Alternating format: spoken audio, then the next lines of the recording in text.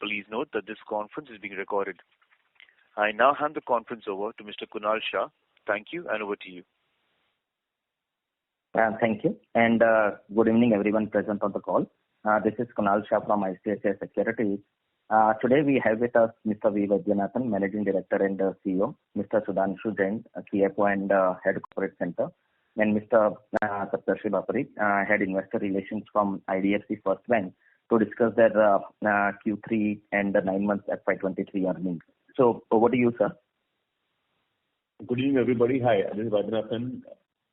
Yeah, good evening, everyone. Sudhanshu here. Hi, this is Saptarshi Bapari. Hello, everybody. Thank you very much for joining us on this earnings call. Just want to give a few comments on my side, and Sudhanshu can bring up the numbers. Number one, as all of you know, that for the first few years we were trying to set right the liability side, but I'm happy to just announce to everybody that we are feeling very strong about what's going on the liability side with our bank. Our deposits are up over 40%, and we feel that we have a very strong traction on that front, going by what we are seeing in the market and talking to our employees and seeing the deposits simply swelling at our place. So that being firmly in place, now we're beginning to grow the loan book. On the loan book front, our book is of course growing right now about 25%. Number two is that what I do believe is a highlight about our bank is the way we're building the bank, not so much about the numbers as such, because numbers will all fall in place in due course. The more important thing is how we're building it, and we think we're building it very clean. Not just accounting that every bank is and every institution is, but what I mean is that the way we are keeping our customer practices, the way we are dealing with the making our product services, the way we're setting the meter on charges, fees, etc. We're keeping it everything very reasonable with the customers, and in fact as low as possible, which we do. So all that is of course winning us a certain amount of goodwill in the marketplace, we believe, somewhere or the other. Third thing is about assets. As our assets are concerned, really on legacy accounts, etc., we announced last quarter, but I think some of you believed us, some of you didn't, I don't know. But we are once again reiterating that we don't have any legacy issues that is going to bother us anymore. All clean and no problem there. On the assets on retail side, asset quality is never the issue. Even today is not the issue. I'm happy to say that our gross NPA has come down to 1.87%, and the net has come down to something like about 0.7%. So to us, it's not a surprise. To some of you might feel it's low, but it's been like this for a very long time for us, 8 or 10 years. Not a surprise to us. So it's all let us say that COVID was a bit of a blip, but that has sorted itself out, and we are absolutely feeling very good. So since we have a really fantastic retail lending machine, which is of delivering of a good asset quality, we feel confident to keep powering it up going ahead. That's the unique ability the bank has built. As far as the capital is concerned, the bank is well capitalized. We have capital running over 16% at this point of time. First is about unit economics of the bank.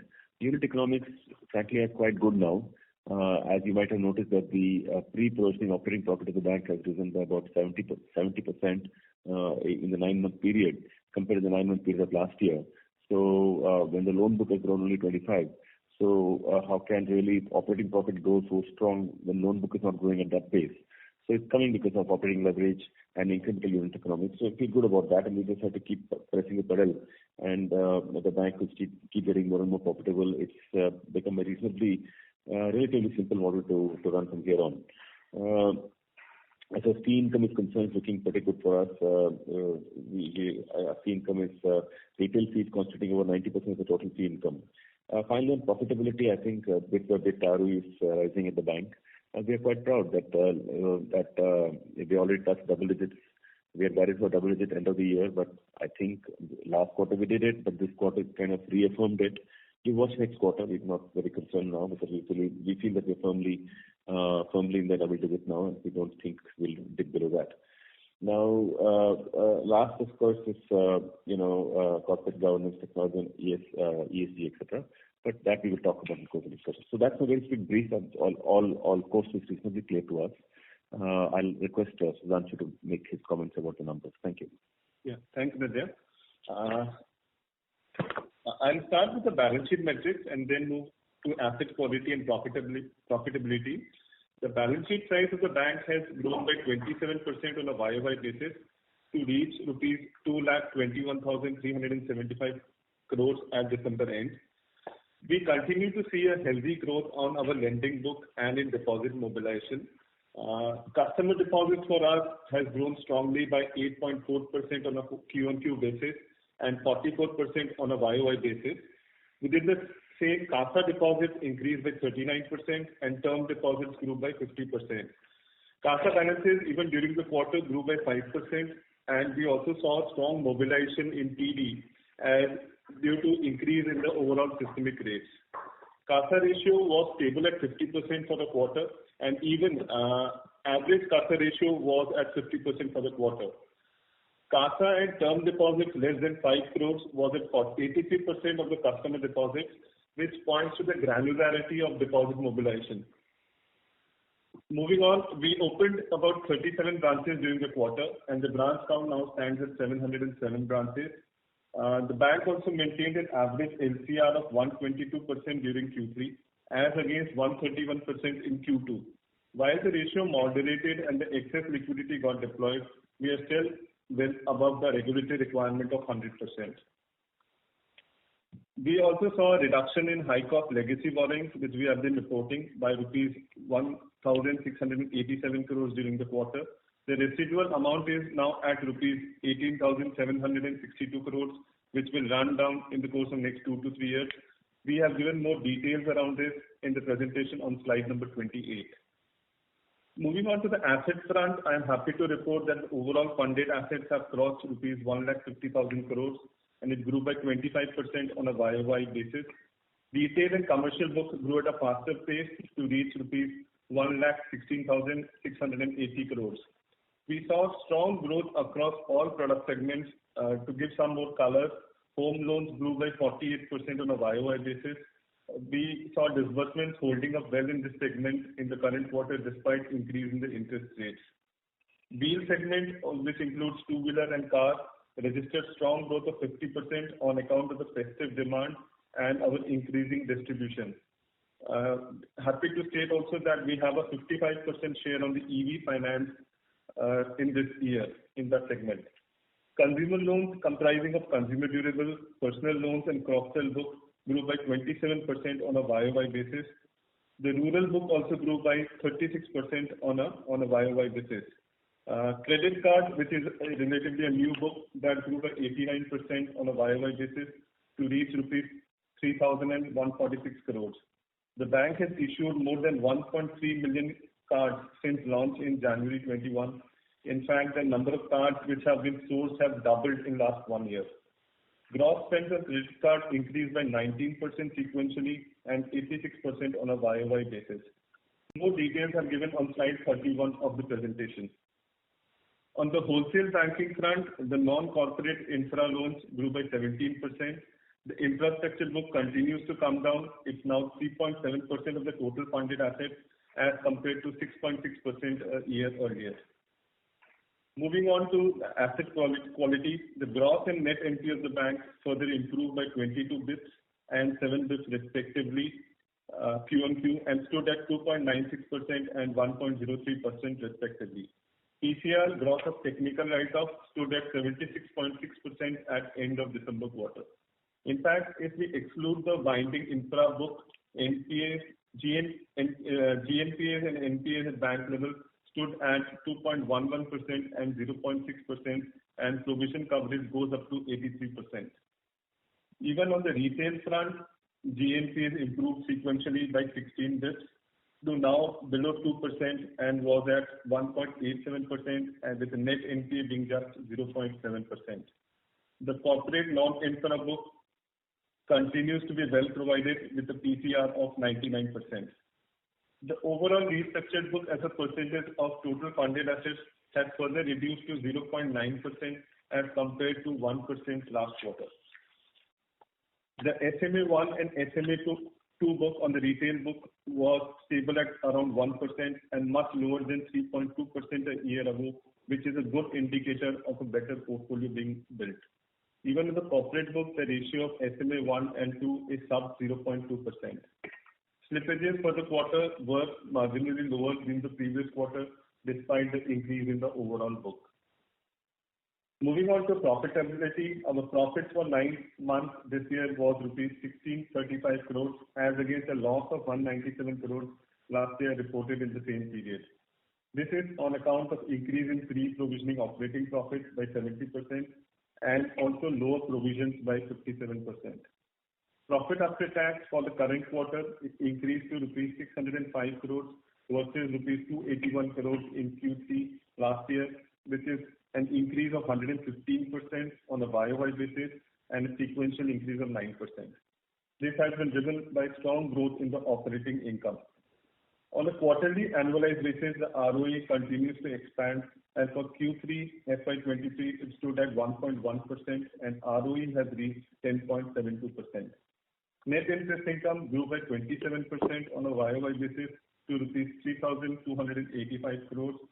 Fee and other income also saw a strong increase of 50% YOY to rupees 1117 crores. Even on a sequential basis, fee income saw strong growth. We have given more details around the fee breakup in the investor presentation on slide 57. The bank had a trading gain of rupees 36 crores in Q3 as compared to a trading gain of rupees 25 crores in Q3 last year and a trading gain of rupees 116 crores in Q2 previous quarter. Core operating income excluding trading loss increased by 32% on a YOY basis, aided by strong NI and fee income growth, which I mentioned before. Operating expenses grew by 23% on a YOY basis. Cost to income ratio excluding trading gain improved to 72.2% in Q3 from 77.6% in Q3 last year and was also about 1% lower than Q2. As a result of the above, the core operating profit excluding trading gains grew by 64% on a YOY basis and 16% on a QOQ basis. Provisions increased by 15% on a YOY basis and stood at rupees 450 crores. However, the credit cost for the quarter was stable at 1.2% as a percentage of average funded assets. For the full year, credit cost was low at 1.13% against our guidance of 1.5%. Moving on to the last section, the bank has maintained strong capital adequacy and its CAR including profits was at 16.06% and with a CET ratio of 13.49%. We have mobilized Tier 2 of rupees 1,500 crores in the December quarter, which also improved our capital adequacy during the quarter. The bank is well above the regulatory threshold and looks forward to continue the growth in a profitable manner. With this, I conclude my remarks and we can move on to the Q&A. Thank you. We will now begin the question answer session. Participants who wish to ask a question may press star and 1 on your touchtone telephone.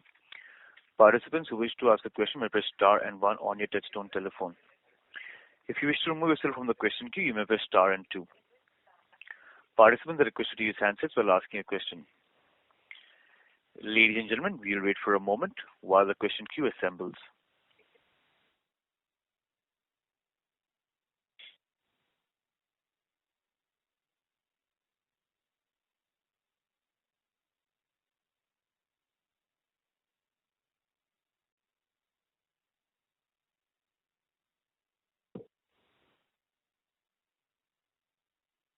We have the first question from the line of Ishan Agarwal from Erevna Capital. Please go ahead.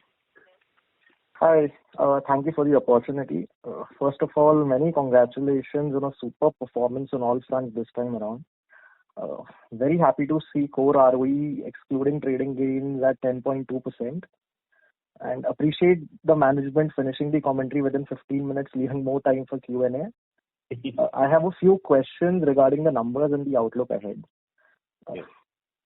Firstly, so we have seen that the bank is engaging in a lot of marketing activity with the tag Zero Fee Banking since its 4th foundation day, that is 18th December 2022.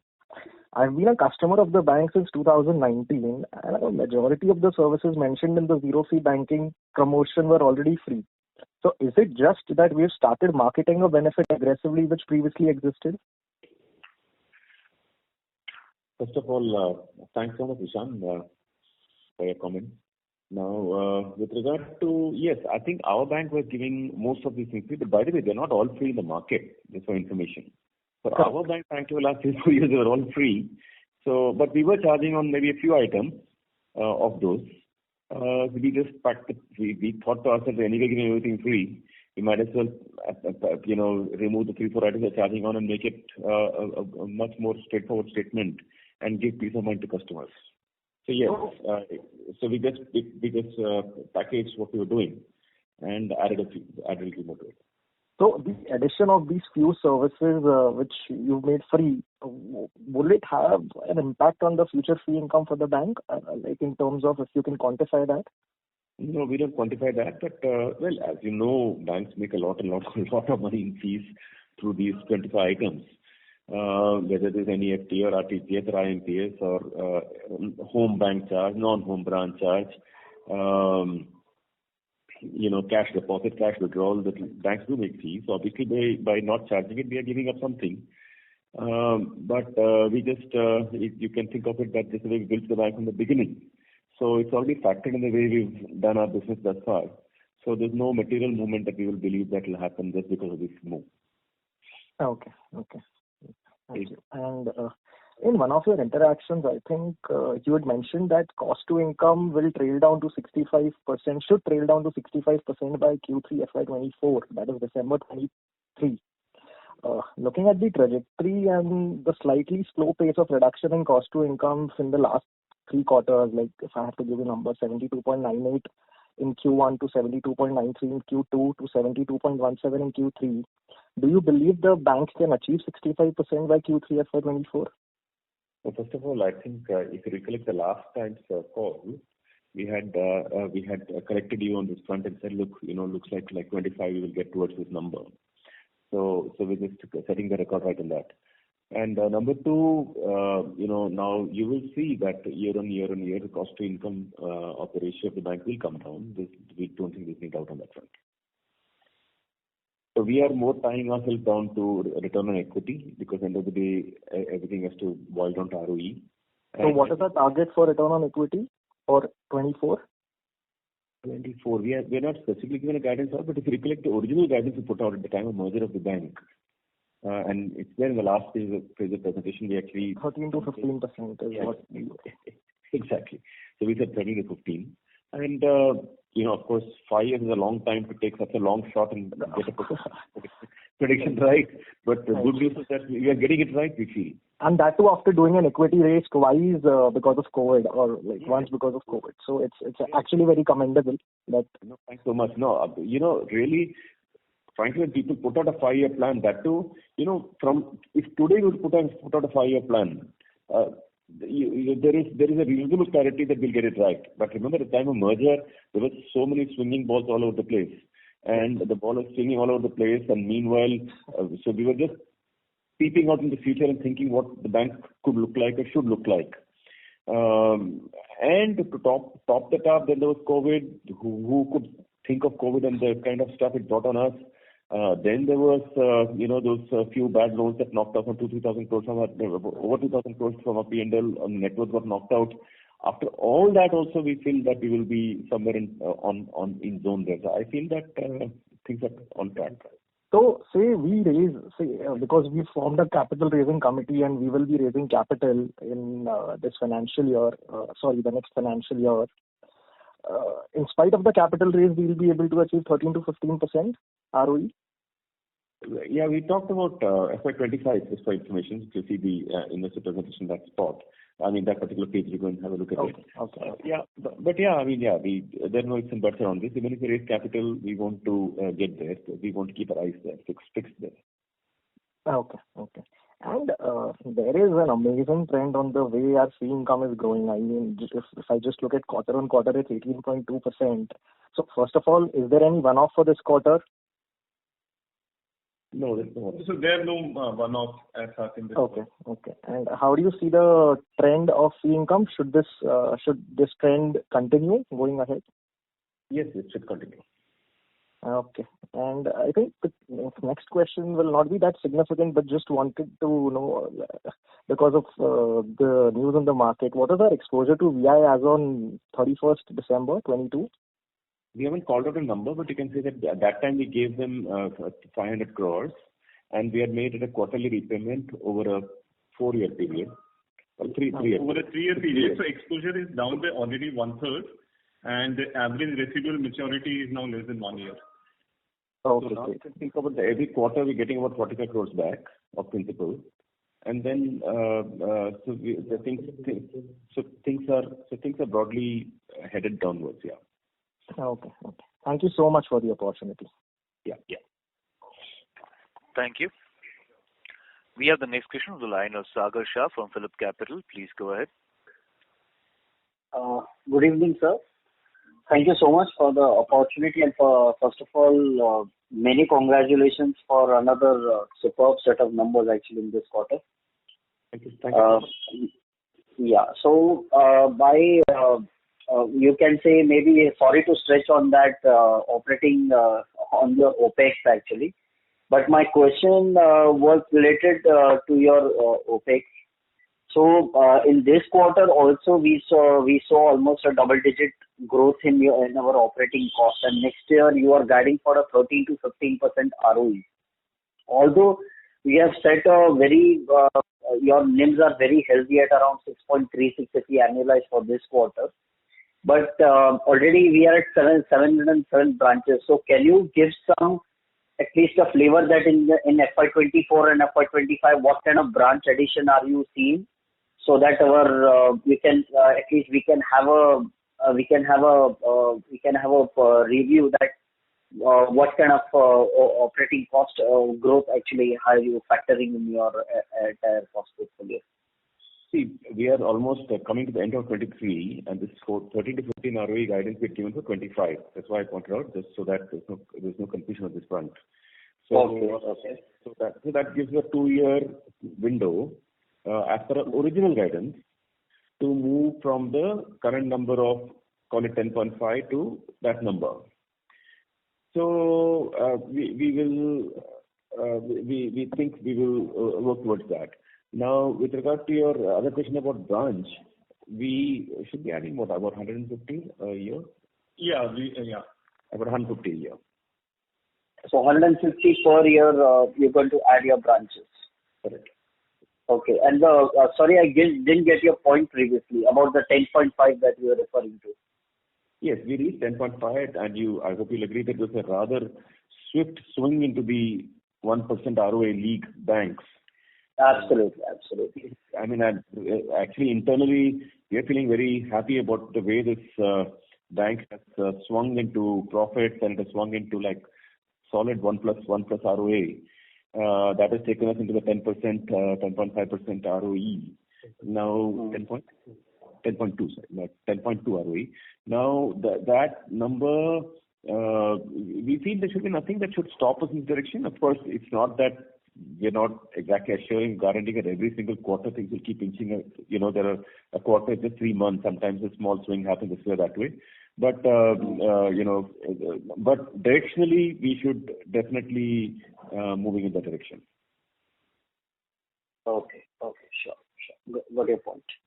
Now, second question was on your NIMs actually. You have clocked around 6.4% NIMs for this quarter if we annualize it. So going forward in FY24 and FY25, do you visualize that our NIMs will likely face some pressure actually, or are you comfortable holding at around this figure for the next 2 years? Somewhere here. It's running a little more than what we had initially guided it for. So let's play it by the year. But broadly speaking, we are already in the zone that we would like it to be at. Okay, sure. And my last question, sir, would be on our cost of funds. So in this quarter also we have around a 40 bips hike we saw in I think the first week of December in the repo hike I'm mentioning too. So have we the cost of funds, have we factored in all these in our yield and advances, and also have we factored in our deposit rates, or in the coming subsequent quarters are we going to witness some little rise in cost of funds and little even more better yields from now? Can we give a flavor on that? No. You are getting too greedy, I think. Okay. Yeah. Already factored, already passed on. I don't think we should expect anything more than this. But you know what? Frankly, the game is not so much about increasing NIM and all that. The game is now about improving cost-income ratio, which will happen because it's a very simple game of leverage. And a very simple game of operating leverage, actually, not just leverage, operating leverage. So it will just watch this game.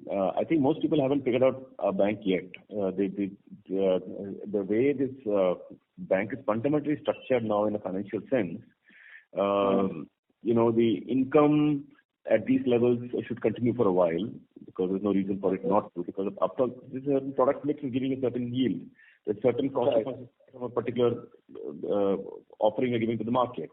So, and in any case, there's a little bit of buffer still for us we are sitting on a little bit of buffer because of that 18,000 crore? 18,000 legacy borrowing. 18,000 legacy borrowing, which are paying about 8.9% or so. So that is yet to come to the P&L. So once we replace them with today's cost of money. So let me just say that there is enough on the income line for us now. Automatically, when we just grow, you see the margins that are coming. If the bank is having the kind of margins we have, and you just grow the book from here on, then automatically income will grow, and certainly expenses not growing at the pace that the income is growing. So it's so simple, so mathematical. You just go to spreadsheet and just extrapolate the bank for 1 or 2 years. You will automatically see it will come down. It will not take any superhuman effort from us anymore from here on. Okay, and that will translate directly to the P&L, and that's how it will go. Actually, that exactly my point was that the main driver for your ROE is nothing but only your OPEX actually. So that's why I asked about the branch addition, because right from the merger, we have moved from 206 to almost 707 branches as on December, as on the third quarter FY23. So going ahead, subsequently, if the branch addition, if it goes, the branch addition, if it goes on a declining level, automatically your operating expenses and the operating leverage that you talked about will flow in. But unless we don't stop our this growth of OPEX, actually, it will be a little difficult for us actually. And maybe we have to stretch it. Maybe our ambition ROE maybe by 1 or 2 years, maybe even more actually. So that exactly my point was. No, absolutely. You're making a very absolutely fair comment. The thing is that, frankly, the way we are building the bank, we are really not looking at this, that look whether this quarter will become this or that quarter will become, will touch in precisely in 8 quarters from now or 9 quarters from now. If I have to put branches, I put the branches. If I have to reduce the rate, I'll reduce the rate. If I have to increase the rate, I'll increase the rate. Basically, it's a very dynamic and fluid place. All I know is that directionally, we are set at a pretty good economics in this bank. So therefore, supposing I told you 150 branches, if I feel like I'll make it 200.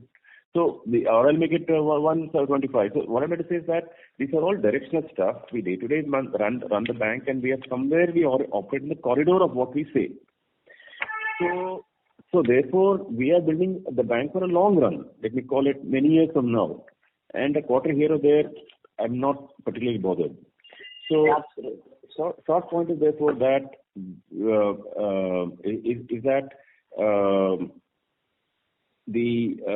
our game from here on is simple. Actually, not cut cost. Our game from here on is actually grow the book, which it will happen, and that will just feed to as long as incremental economics is strong, it will just feed to the ROE and profit. Correct. Yeah. Okay. Thank you so much, sir. Thank you so much for the opportunity. I'll come back in with you. No problem. Thanks, Father. So that's it. Your turn. Thank you. Thank you. We have the next question on the line of Ritika from Ocean Dial. Please go ahead. Yeah, so congratulations on a great set of results. Would like to first hear your views on the outlook on credit growth for the industry. Well, it's quite strong. As the market's growing very well. Basically, I think a bit people are coming off a low base. As you know, last year with COVID and all that. So it's all looking good. And what I feel is that when I look around and see the market, I feel that most bankers have become reasonably conservative now. It's not just us. I see people following fairly good practices. I don't find anybody crazy or aggressive out there. It's a general approach in banking. I think people have burned their fingers, learned the lessons through the COVID period, etc., etc. But I think the way I'm looking at it is that there are certain structural guardrails also that have come to the country these days, which are also putting credit growth on a little more safer path than before. So if you have later time in the discussion, and if you're interested, I'll expand on it. And I feel that that is probably the basis of credit growth. Basically, that's the foundation that growth is coming from. So I feel that this 70% growth that has happened now, well, in this range, at least for a few quarters, it should stay, and then we'll have to take it as it comes. Sure, sir.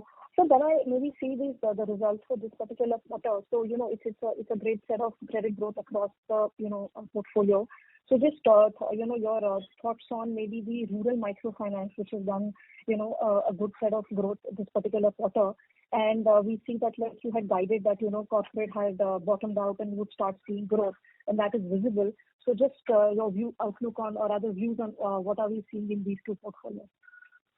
See, in our case, the home loan business, of course, is growing very well. The YOY growth on home loans is 48%.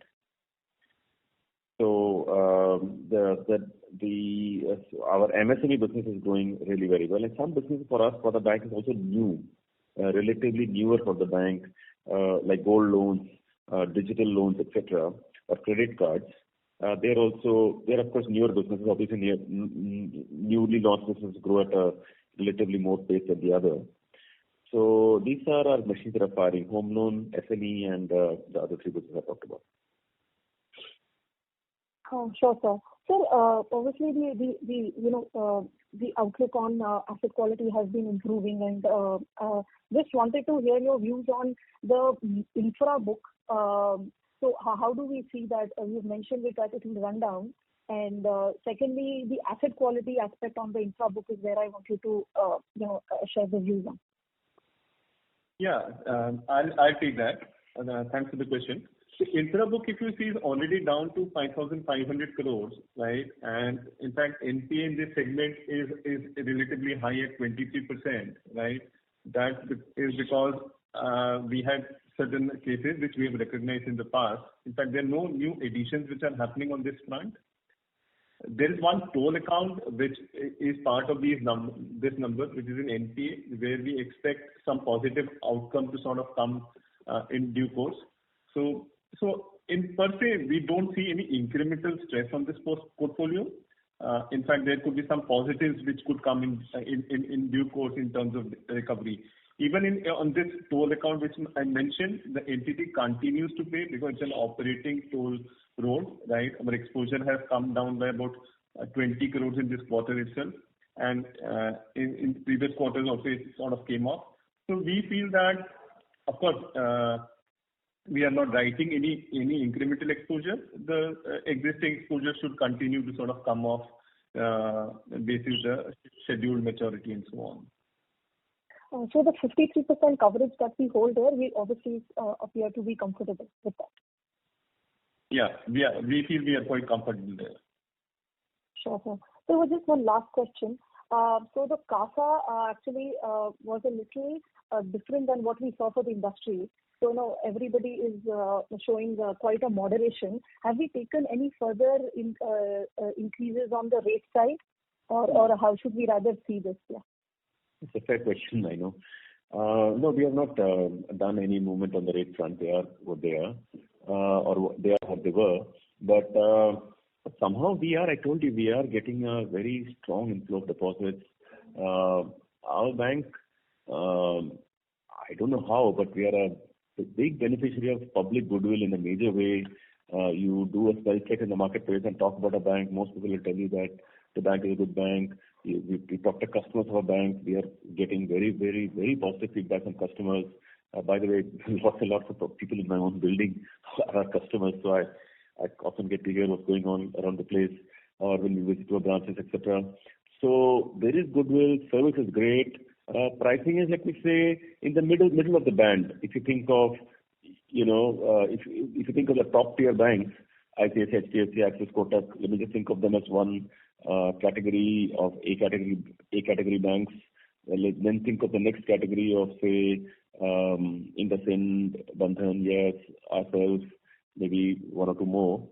So we are in the bank in the center of the pack. But somehow we are beneficial, but our deposit growth is disproportionate to the price we pay. So that's what it is. Right, so wish you the best and congratulations again on the 1% plus mark. Thank you. Thanks so much, Ritika. Did I answer your question or was I just, you felt I was being around through? No, sir, you did. I am a customer myself, so I know, sir. I can understand. Thanks so much, Ritika. Thanks so much. Thank you, sir. Thank you. Thank you. We have the next question from the line of Mohit Surana from CLSA. Please go ahead. Hi, sir. Congratulations on a good set of numbers. First question, if you can just break out the NIM improvement, the factors contributing to the NIM improvement for the quarter. And secondly, in terms of loan growth, the way you see it now, has it changed materially from what you would have thought, the loan on the loan growth outlook, maybe let's say 1 or 2 quarters back? In your mind, has the growth outlook changed any bit on the loan side? Those are the 2 questions. Yeah, thanks, Mohit, for the question. I'll take both of them. So on NIM, NIM increased during the quarter, and the factors contributing to that increase, I think, are 3 to 4, which I want to sort of call out. One is, of course, the repo repricing benefit, which sort of came in, I would say the full impact which came in Q3. And also there was an increase in repo, which was done by 50 bps on October 1st. Even that sort of benefit came in on the repo linked book which we have. That is broadly about 40% of our book which is repo linked. So that was one factor. Second was, even on the investments we had an increase in the yield because the churning of the book which happened, particularly T-bills, right, where the old T-bills were retired, which were at lower rates, and got replaced with slightly better yields. Third, I would say, is even the excess liquidity which we were carrying got deployed. I had mentioned earlier that our LCRs have moderated while we still continue to carry a good LCR. So all of these factors sort of led to an increase on the yield front, and even the incremental loans which we have sourced, right? There also the rate transmission has happened. While cost of funds also increased by 20 bits, but net on the interest earning assets, the increase was sharper. So all of these factors have led to a NIM increase for the quarter. On the second question, on the loan front, of course, we are seeing strong buoyancy sort of continuing on that front. We have guided that we should be comfortably able to grow the loan book for foreseeable future, I would say by 22 to 25%. So we feel quite comfortable and a strong sort of demand holding up on the loan front. Got it. Thanks a lot for your response. Thank you and all the best. Thanks, Mohit. Thank you. We have the next question on the line of Ashutosh Mishra from Ashika Stock Broking. Please go ahead. Congratulations, sir, for a very good set of numbers. FY23, we have seen, basically a lot of positive happening on the loan front, especially because of the repricing of the repo rate. But FY24, everyone is indicating that it will be the year where we need to focus on how we will garner the deposit to fund these loans. So, how do you see the deposit side of the story in the industry panning out in FY24? Well, you mean for the industry? If you see historically in the industry, if you take a data point from 2010 to today, I plotted it once. I found that actually on average grown at 10% all through this whole period of 12 years. So if you ask me to take a guess what next year is going to look like, maybe 10, maybe 11, maybe 12, and then you might argue then how it's going to grow deposits as a little credit to the market by about say 70% of whatever it will grow at. Maybe banks will also raise through some borrowings because a lot of banks have more borrowing headroom. We don't want to go the borrowing route because we're already high on borrowings and we'd rather take the money from deposits. But if you say industry-wise, I'd probably raise borrowings. I'm sure banks will also raise some equity, which is, if nothing else, also adds a little bit to the liquidity. There are other sources as well. Maybe banks have some excess SLR also. That will also come back as liquidity back to the marketplace. Maybe banks have raised tier 2 bonds also. So I would imagine all that will also come to the mix. If you notice, many banks have pretty low credit deposit ratios. Yes. So they have, other banks have more headroom, I'd say. Okay. So how we are going to play in that? What type of increase in the cost of fund? Do we see, other than the infra book, the repricing, or if I take out the infra book part of it, what type of increase in the cost of fund do you see in FY24? No, that's the industry. So, no, for us, it's, if your question was more on the deposit front, earlier on. Yeah, deposit front. Yeah. On the deposit front, we are very clear. We want to grow our loan book through deposits. Yeah. So you will see that every quarter we would have funded ourselves entirely by deposits. And of course, we never say no to good money. If we found a really low cost money for a long period, a good quantum we got, probably still take it because after all, even if it came through borrowing, it's low cost, it's P&L. But in general, in spirit, our approach is to fund it through deposits. And as I answered to one of the earlier speakers, we see absolutely no problem. You can take this from me. We see absolutely no problem raising deposits. Meaning, like, we don't even worry about it. In the sense, it's coming. And on cost front, what type of increase do you see in the deposit cost? Rough figure. No, I'll answer the question, but I'm not doing it. So we have no plans to increase it as we speak, at this point of time. Oh. So, but we'll always be watchful, and if we see there's any need for it, we'll always touch it. But as we speak, if you ask us, are you planning to touch the interest rates tomorrow morning? The answer is no. Okay. Got that. And we'll see as it comes, right? I think depending on how sort of the competition reacts to those rates. Yes. Yeah. And is it fair to assume that including infra book, we will not see any significant increase in the overall cost of funds, including your... What do you mean? I don't know, you repeated infra book again and again from the context of liabilities. I'm a little confused. Are you No. So I was trying to separate the liability side into two parts. One is infra book, separate repricing of infra book, which is expected to take place. Okay. Sorry, my apology. I think when you meant on the bond side, actually. Okay, I got that. No, that will run itself off in due course. Yeah. In fact, we'd say that will add to the P&L. That will add to the P&L, meaning that we'll replace them with lower cost, obviously. Yeah. But we are not factoring that in when we're talking of the fact that our NIM should stay strong. Our NIM should stay strong so by itself. We are not depending on that. That will be a bit of a bonus, actually. Okay. We got that. Okay. And we are also, in our advertising, we are putting a lot of emphasis on the zero fee and other, charge. So does it will have any impact on our fee income growth trajectory, or from where we will compensate what we are losing on the customer acquisition front there? These thinks of concepts of compensating X for Y, etc. Many people think like that, but we don't think like that. So kar diya bas. We don't have to everything does not have to be matched pie for pie. Okay, finished. We talked of something, we forgot about it. That's it. Okay.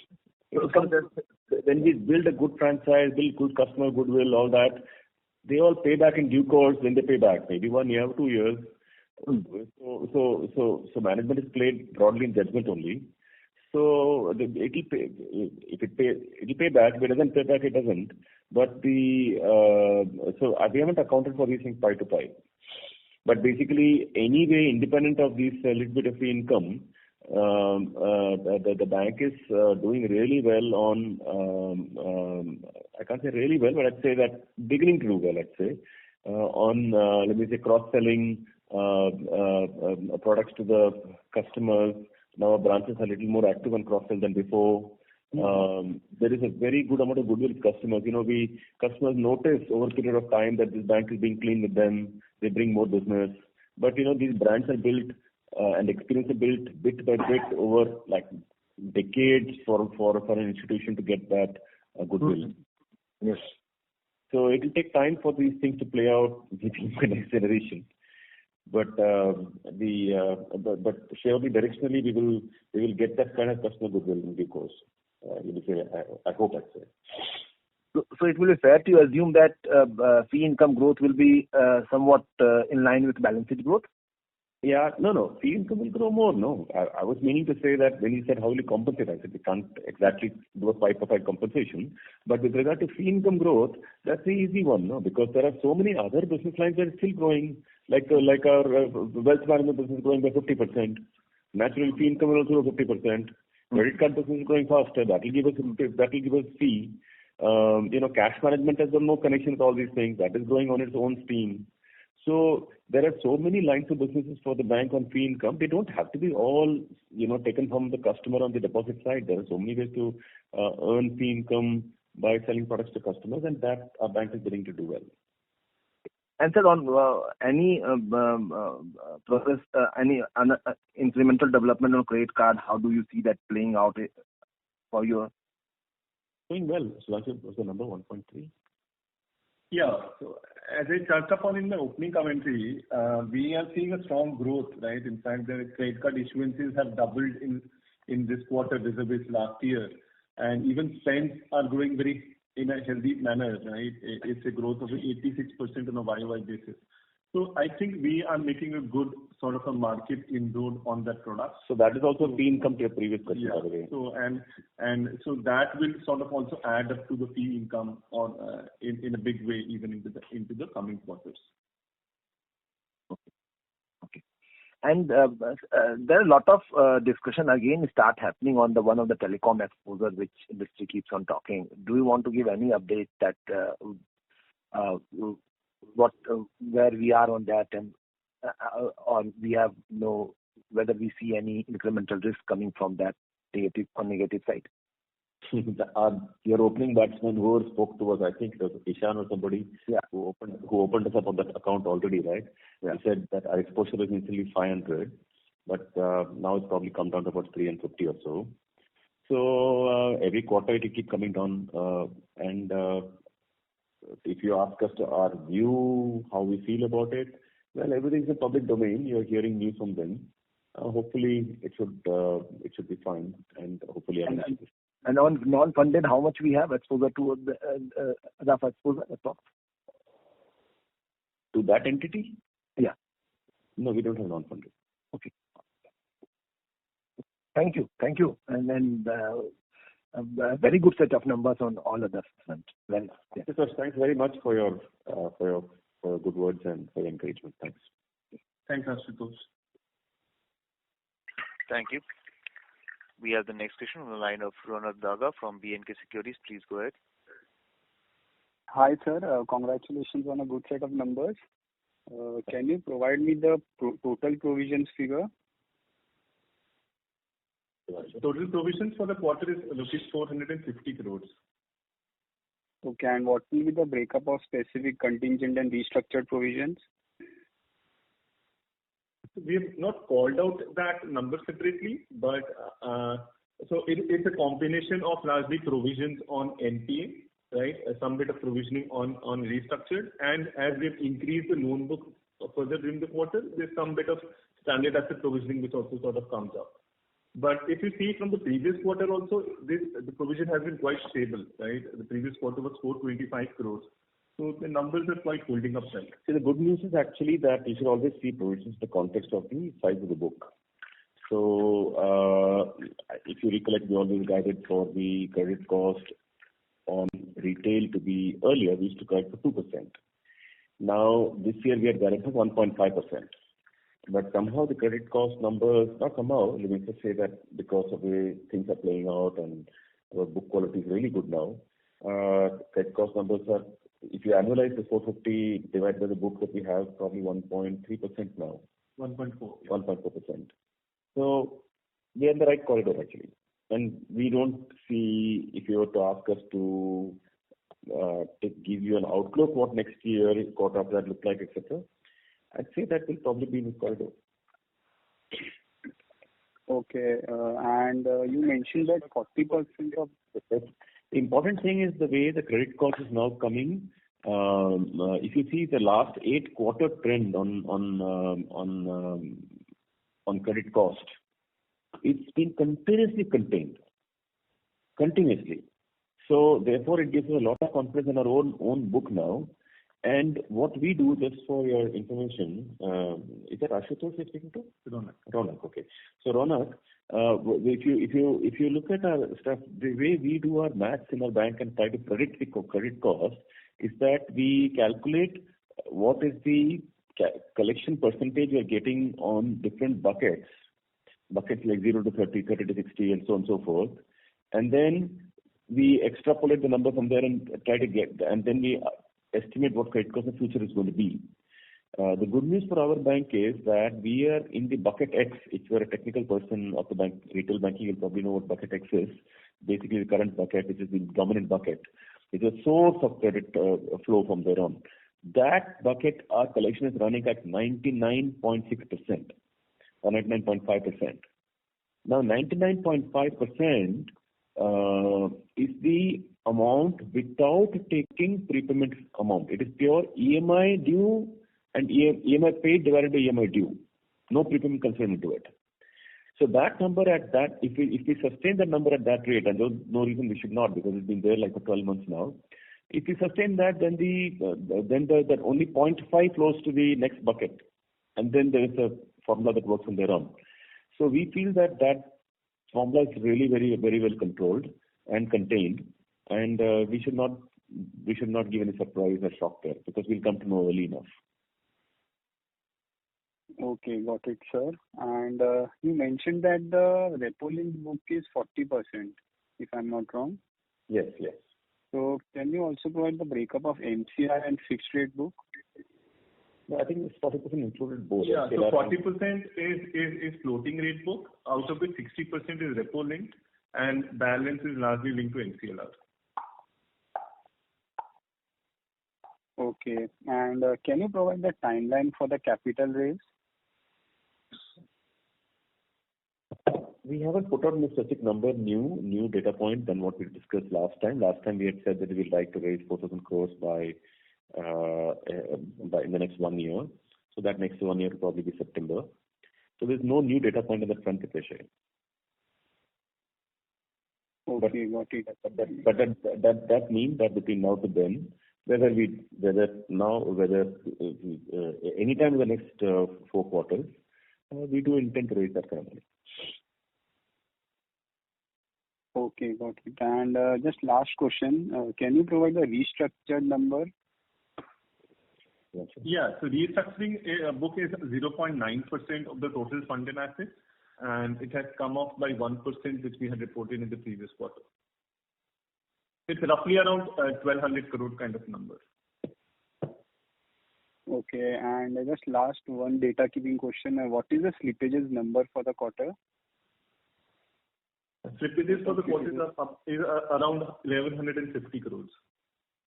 Gross slippage, however, net slippage is about 570 crores. Okay, got it, sir. Yeah, that's it from my side. Thanks a lot and all the best. Thanks so much.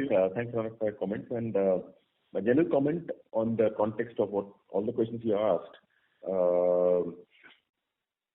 All our flows indicate to us that we should be in a position to keep our provisions somewhere in the zone, and then you can have a good guess about whether P&L is going to look like over the next few quarters. Hopefully. Okay, sir. Thank you. Okay. Thank you. We have the next question on the line of Bhavin Gala from Marine Capital. Please go ahead. Thanks for the opportunity and taking the question. Sir, with each passing quarter, our performance has been improving, and I must compliment the management efforts, pursuant to which we have come a long way as we speak today, and it has been a commendable effort from each one of the team out there. So the way I see our bank is, when it comes to asset profile or our margin profile, we are akin to a NBFC. And when it comes to, the trust that we, get from the people due to our banking franchise, we are like a bank. So given that we are already in such a sweet spot wherein, our asset profile is more like an NBFC and our margins are very healthier. The only thing that I see in our, P&L and the earning profile, which is, acting as a very, very big dent, is the provision. I know my fellow speaker already touched about it, but I also wanted to know, while we have been within the, 1.5 kind of guidance, can at any point in time we can aspire to have a moonshot wherein we can look forward to achieving 60-70 bits kind of the credit cost, because that would materially change our profile, earning profile. That is my first question, and I have another question. No. Let's take one question at a time. So now, you see, if you take provision numbers of 1.5, they are like as good as any bank. So, the really good thing about a bank is, it's not actually an NBFC. Now we become a prime player of the respective segment. I'll give you a perspective. Let's take loan against property. Now, when Capital First was doing loan against property, we were probably lending at about 100, 150, 200 basis points more than what an ICICI Bank, HDFC Bank, Kotak, etc. would do. Which means that, let's take today's market conditions for simplicity. Supposing today loan against property rates are going at say 9%. We're probably lending at 11. And the top banks are lending at 9 in today's context. And therefore, why were we doing that? Because our cost of funds is high. So obviously, if you lend at a little 210 basis points more, obviously you were floating at the edge. But now, in every segment we are operating in, we are playing prime. So if you give a loan against property, our pricing is similar to like any other top bank. So therefore, in the short point is therefore we are, you cannot, the way I think of ourselves, I don't think of us like I think of us like a prime player of the respective segment. Let me put it like that. Now, which we are. Now, on the credit cost front, obviously because the mix of a product is different and a specialization is there, sometimes people tend to think that, oh my God, if your yield is high, you must be taking riskier business. Such people are often, I'd say, they haven't understood the model. It is the specialization that we have built is what is so special about a bank. If you think of, let me say, rate.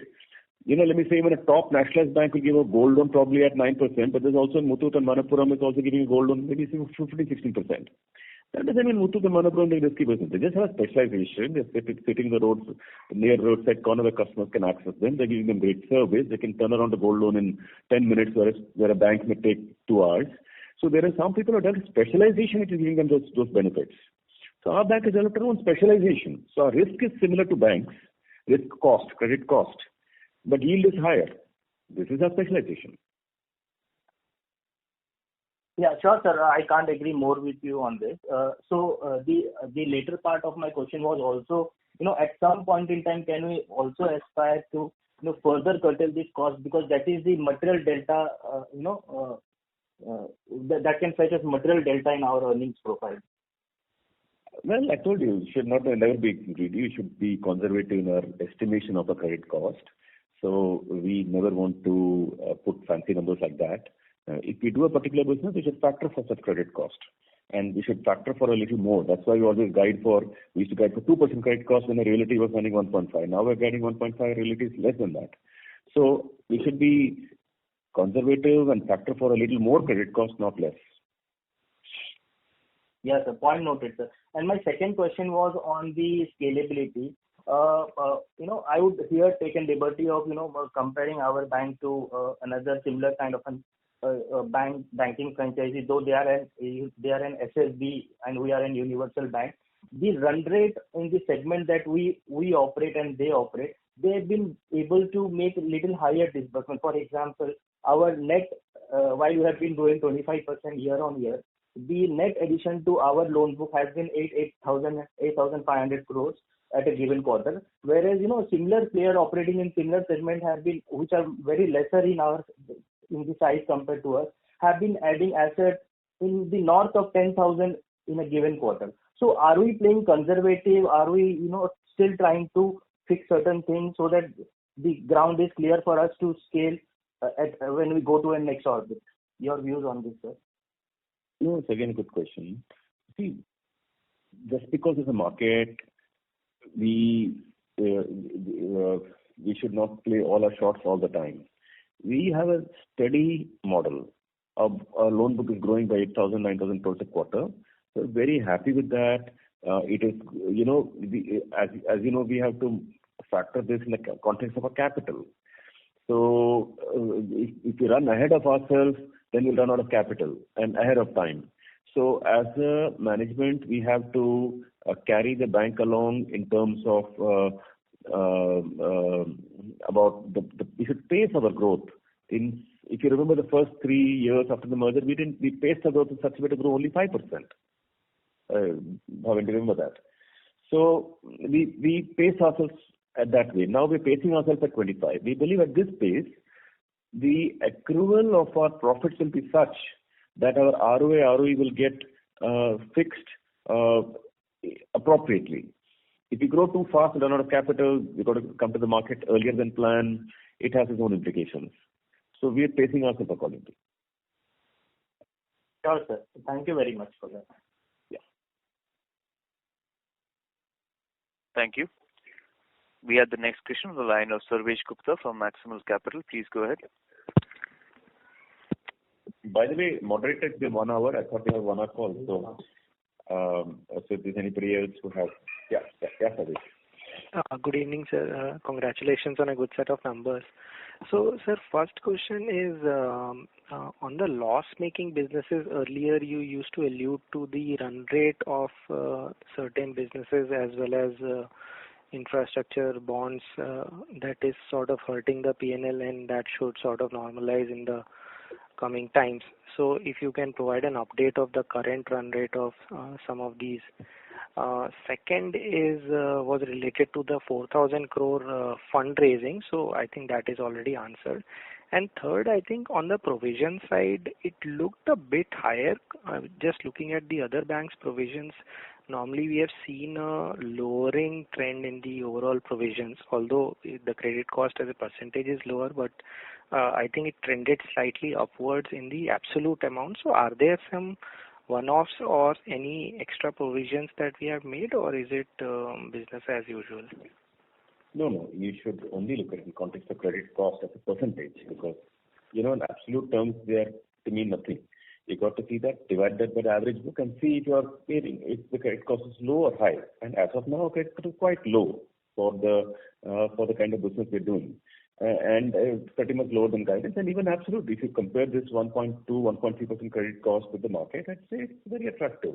That too for a yield that is relatively much higher. So that's that. With regard to loss-making businesses, I think, they should taper off bit by bit in due course. Liabilities takes a long time. I don't know if you run liability businesses. I have built that in one of my earlier organizations. It takes a really long time to taper off liabilities to become cost neutral. But the good news is that the asset side of this bank is so profitable that it's able to absorb those costs. So therefore, that drag will take time, but I think the credit card loss should fix itself with scale, maybe at about 2 million cards or so. It should kind of begin to break even. And Sarvesh, on the provisioning front, just to add, while we have seen a 15% increase, but at the same time, it has to be noted that we had made our provisioning norms more stringent in the previous quarter, right? We took some impact, right? So it has to be also seen in that context. credit cost for 9M is just 1.13%, right? And even for the current quarter, it's 1.2%, right? So I hope you'll agree, 1.1, 1.2, there is really nothing. I've been in the industry long enough. For our business segments, we are not exactly doing prime only home loan and car loan like some of the, let me say, some other banks do. And for us to have credit cost at this order for a yield that is relatively high, it's a very unique model. I genuinely believe, I don't know if you people are beginning to see it or not, but I genuinely believe we're building a really fantastic model in this bank. It's special because for our kind of low credit cost, and by the way, having low credit cost is again not a fluke. Please go back and see the Capital First time also. They were very attractive. Our ROE had touched 15%. They were inching up quarter on quarter. It was heading towards a 20 ROE, Capital First. Don't forget. And it has moved from 0 to 15 in that window of 5 years. So, and it was still inching up at the time of merger, as you go see the numbers that are there in the presentation. So we have a really unique model. Like one of the earlier speakers talked about the fact, who questioned us, saying that, look, your yield is attractive and you're getting the liabilities of a bank. I think it's very, very unique actually. So over time, people will begin to see, you play this game year after year without hurrying it, without hurrying up growth. I don't want to hurry up growth at all. It will come. If I play it patiently, it will come. And then people will see what is evolving here. I'm sure you watch this game for next 3-4 quarters, you'll get very convinced. Understood, sir. And my final question, just in terms of understanding of your names. So while you said that you are still playing that prime game, but our names are still sort of more aligned to a SFB or a NBFC. So as we scale, are we trying to just continue doing the same thing in terms of our names and also letting our cost go proportionately higher so our profits also grow in the same way? Or we are sort of have upfronted our cost and now in the coming years we are going to look into lowering our names and the names resembling more like a universal bank, which with a lower cost will give you the same sort of returns on equity like a larger bank. So Sarvesh, if you're running a bank with some very unique capabilities like we have, would you want to really become like every other bank? You answer me. Would you want to become? Yeah, perhaps no. Yeah. Perhaps not. Why? It's such a good model, getting good yield, very low credit cost. Historical 10-year credit cost is quite low, so now it means the model works. And we have actually displayed on our investor presentation, in very minute detail how we underwrite loans. I think you should check that out. We've given step by step, 10 steps that we take to underwrite a loan. It's working beautifully. So it's so good. So we don't want to become everybody else. We have a good lending model. It can scale up, finished. And now just simple. We keep, frankly, just keep things simple. You have a good lending model, keep it going. You have a good liability franchise, keep it going. Margins are good, they're good. Now we don't have to complicate it at all. We don't have to become somebody else. We are what we are. Understood. Thank you. Just as long as asset quality is good, as long as incremental asset quality indicators are good. I want to just point it out to you 10 seconds so that you understand. So in our business, we will come to know very much in advance if we are going to have a credit problem. Advance meaning what? If our collections is not 99.5, if it came down to 98.5 for 3 months at a stretch, we know 4 quarters, 2-3 quarters from now we'll have a problem. So, because after all, what we collect in bucket X is what spills over bucket X is what goes next.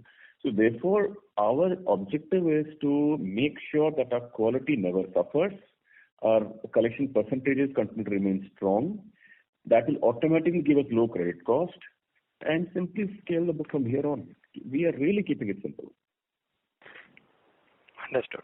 So that would also mean that as we scale up and if you're playing the same sort of a name game, then at certain point of time, you will have your cost exhaustion coming up, which will result in probably an ROE much higher than a typical large bank. Yeah, I think so. But I don't want to run ahead of myself. But certainly we believe that the business model is such that it will give a very strong ROE. You just watch this game. Just watch next 4 quarters, watch next 8 quarters. I told you, we are playing a long-term game. You also play a long-term game with us. Don't hurry us up and don't hurry yourself also. So watch this game. You watch next quarter results. It's a very simple model. In fact, our commentary will become very almost every quarter's commentary will sound the same from now on, actually. Understood. Thank you, sir, and all the best. And the other thing is that, on provisional results, none of you asked a question as to why we didn't put it this quarter, but we'll call it out. We don't want to give provisional results anymore because anyway, around 23rd, 25th of the end of the quarter closing month, we are releasing the results. So we don't want to put out 2 results. We just want to put out 1 result and reconcile it to put it out clean. And so basically the process, that was during COVID is when we started it, but now COVID uncertainty is also gone. So we'll now straightforward announce the results and be done with it. Thank you, sir. That's all from my side. Yeah. Anybody else, Prince? But first of all, thanks so much for being with us. I think you had many other con calls to hear, so thanks for being with us among the many other even options and larger banks that you were covering. We appreciate that. So if there's anything, you can always reach out to us from now on and even during the rest of the quarter. And Saptarishi is there to assist you. Thank you, sir. Due to time constraint, that was the last question, sir. Yeah. I would like to hand it over to the management for closing comments. Closing comments made already from our side.